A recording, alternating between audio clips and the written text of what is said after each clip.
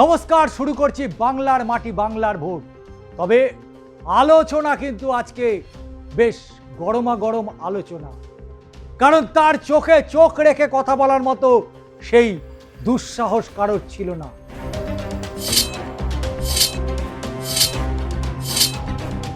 এরকম পাল্টিবাজ তিনি, রাতারাতি 180 ডিগ্রি ঘুরে পাল্টি খেলেন কে?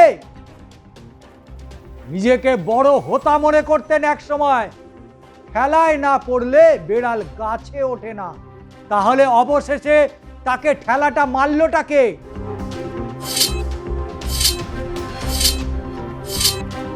তাই কি তার সুর নরম? তার এখন সব মডেলই ভেঙে চুর চুর হয়ে গিয়েছে। মস্তিষ্ক নত করে বলছে, ছেড়ে দে মা, কেঁদে বাঁচি। কে তিনি? কেনই বা ক্ষমা তাকে চাইতে হচ্ছে? কেনই বা তিনি সময় চাইছেন?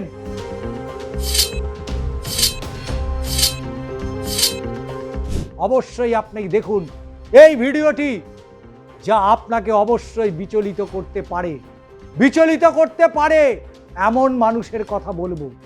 সুরবদল, বেআইনি নির্মাণ নোটিশে পুরসভার কাছে সময় চাইতে হলো।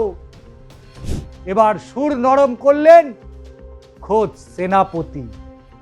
কলকাতা পুরসভায় তার সম্পত্তি মূল্যায়ন ও বাড়ির বেআইনি অংশ ভাঙার বিষয়ে নোটিশ আগেই ধরিয়েছিল। কালীঘাটের শান্তিনিকেতনের বাড়ির দেওয়ালে নোটিশ ছেটিয়ে দিয়েছিল। নোটিশ ছাটিয়ে দিয়েছে পুরসভার সেই সমস্ত আধিকারিকরা যাদেরকে একদিন আরশোলা মনে করত। পুরসভার কাছে এখন সময় চাইতে হচ্ছে। তাই তো তার সুর নরম। কোথায় যাবেন? তার বেআইনি নির্মাণ কিভাবে আটকাবেন? কারণ কলকাতা পুরসভা ইতিমধ্যেই আদা জল খেয়ে লেগে পড়েছে শান্তিনিকেতনের বাড়ির উপরে। সেই বাড়িতে, সেই রাস্তা দিয়ে এবার পুরসভার কর্মীরা ছুটছে। রাজ্য রাজনীতিতে জোর গুঞ্জন ওর চর্চা শুরু হয়েছে। এবার সেই বিষয়ে চিঠি দিয়ে সময় চাইলেন সেই সেনাপতি, সর্বভারতীয় সম্পাদক, অভিষেক বন্দ্যোপাধ্যায়। আজকেই তার সময়সীমা শেষ। এরপর কি হবে? খেলায় পড়েছে বেড়াল, এবার তো গাছে উঠতে হবে। কারণ তিনি চিঠি দিয়েছেন কলকাতা পুরসভার কাছে আকুতি বিনতি করে। আইনজীবীর তরফ থেকে পুরসভায় যাওয়া চিঠিতে 10 দিনের সময় চাওয়া হয়েছে। সাধারণত এই সমস্ত ক্ষেত্রে সময় চাইলে পুরসভা থেকে সময় দেওয়া হয়। সেক্ষেত্রে তাকে কি সময় দিতে পারবে? নাকি রাতারাতি অ্যাকশন মুডে বুলডোজার? আপনারা জানেন যে গত সোমবার দুটি ঠিকানায়, কালীঘাট রোড এবং হরিশ মুখার্জি রোডের বাড়িতে নোটিশ যায় কলকাতা পুরসভার তরফে। বাড়তি কোনো নির্মাণ হলে কি পুরসভা অনুমতি নেওয়া হয়েছিল? সেই বিষয়ে জানতে চেয়ে নোটিশ দিয়েছে। ওদিকে হাকিম বাবু নাকি এ বিষয়ে কিছুই জানতেন না। তাই তাকে গুঁতো দিতে হয়েছে মমতা বন্দ্যোপাধ্যায়। অভিষেকের দুটি ঠিকানা কালীঘাট এবং হরিশ মুখার্জি রোডের বেআইনি নির্মাণ নাকি করেছিলেন, কারণ ক্ষমতায় তখন ছিলেন আর পুরসভায় কর্মীদের আরশোলা মনে করতেন।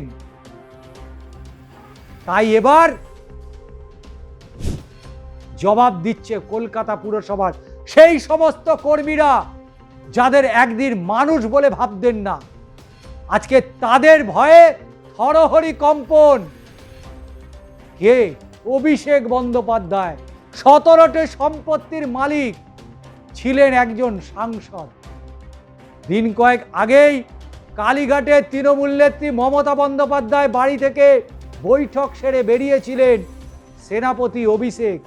গাড়িতে ওঠার সময় তাকে ছেঁকে ধরেছিল সাংবাদিকরা। কলকাতা পুরসভার তরফ থেকে নোটিশ দেওয়ার বিষয় একের পর এক প্রশ্নবাণ। সেই প্রশ্নবাণে রীতিমতো ঘাবড়ে গিয়েছিলেন। উত্তর দেয়নি। একসময় গাড়ির কাঁচ নামিয়ে ভেতর থেকে সুর চড়িয়ে জবাব দিয়েছিলেন তিনি। রীতিমতো আঙুল তুলে ধমকের সুরে শোনা যায় তার গলায়, নির্দিষ্ট করে জেনে আসুন বাড়ির কোন অংশটি অবৈধ। তারপরেই একদম ঘাপ পাল্টি, আমাকে প্রশ্ন করবেন না, উত্তর দেব না। মেজাজ হারানো নিয়ে নতুন করে চর্চা শুরু হয়েছিল। শেষ পর্যন্ত সুর নরম হয়ে গেল ডায়মন্ড হারবারের ডায়মন্ড মডেলের সাংসদ অভিষেক বন্দ্যোপাধ্যায়। যখন ক্ষমতায় ছিলেন মানুষ পারাপার করতে পারত না। হরিশ মুখার্জির রোডে মানুষকে ডেকে ডেকে পুলিশের সেই জিজ্ঞাসাবাদ মানুষ ভুলে যায়নি।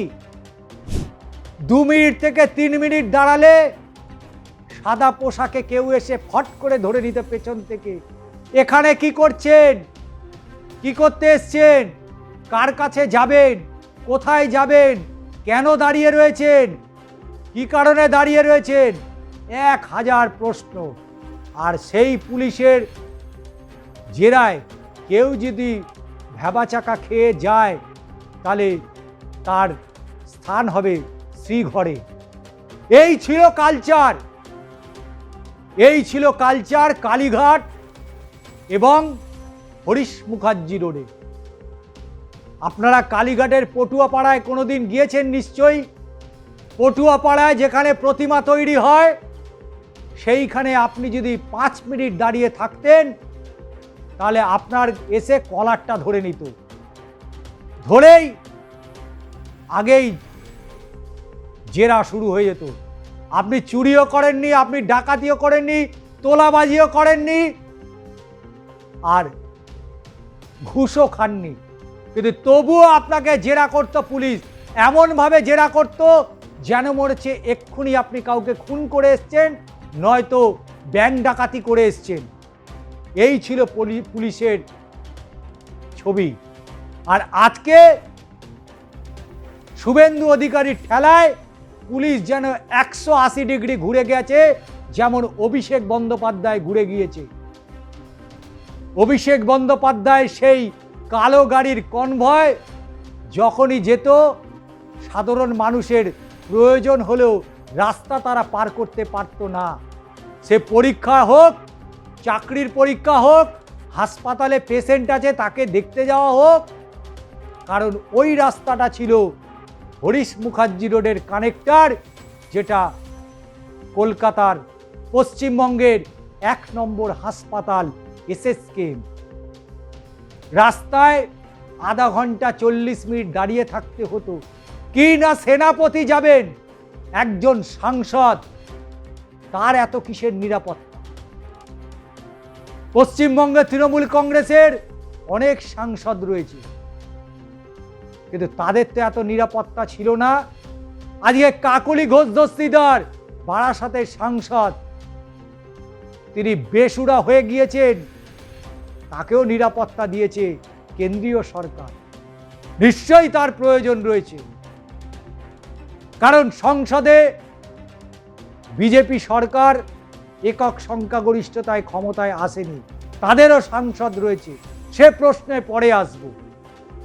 কিন্তু ঠেলায় পড়লে যে বেড়াল গাছে ওঠে না, অভিষেক বন্দ্যোপাধ্যায়কে দেখে এখন এই প্রবাদটাই মনে আসছে। এই প্রবাদটা বহুবার আমরা শুভেন্দু অধিকারীর মুখে শুনেছিলাম, আর এখন অভিষেক বন্দ্যোপাধ্যায় মুখটা একেবারে কালো হয়ে গেছে। ঝাঁ চকচকে অল টাইম সাদা ধবধবে মুখটা এখন মনে হয় যেন কেউ কালি ঢেলে দিয়েছে মুখে। তাকে থুতুও দিয়েছে, তাকে থুতুও দিয়েছে। জীবনটা আয়না, আপনি যা দেখাবেন আপনাকে তাই দেখতে হবে, এটাই বাস্তব। সরকারি কর্মচারীরা কারোর বাবার গোলাম নয়। সরকার আসবে, সরকার যাবে, কিন্তু সেই সরকারি কর্মচারীদের নিয়ে বগলদাবা করে কেউ যদি মনে করে ক্ষমতার শীর্ষে সারা জীবন থাকবে, তা কোনোদিন হয়নি আর কোনোদিন হবেও না। অভিষেক বন্দ্যোপাধ্যায় এমন কিছু ভাবনা চিন্তা নিয়ে পুলিশকে সেইভাবেই ব্যবহার করেছে, যাকে যখন ধমকানো চমকানো, যখন যা ইচ্ছে তাই করেছে। তাই এখন দেখ কেমন লাগে, একটাই কথা, দেখ কেমন লাগে। আজকের ভিডিওটি আপনাদের কেমন লাগলো অবশ্যই জানাতে ভুলবেন না। কিন্তু তার সাথে তার সঙ্গে যেতে যেতে অন্তত আপনাদের কাছে আমার একটাই প্রশ্ন থাকবে, অভিষেকের শান্তিনিকেতনে কি বুলডোজার চলছে? অবশ্যই আপনাদের মতামত জানান এবং সেই মতামতের উপর ভিত্তি করেই আগামীতে আবারও ভিডিও আমি বানাবো। আজ এই পর্যন্তই, আবারও দেখা হচ্ছে।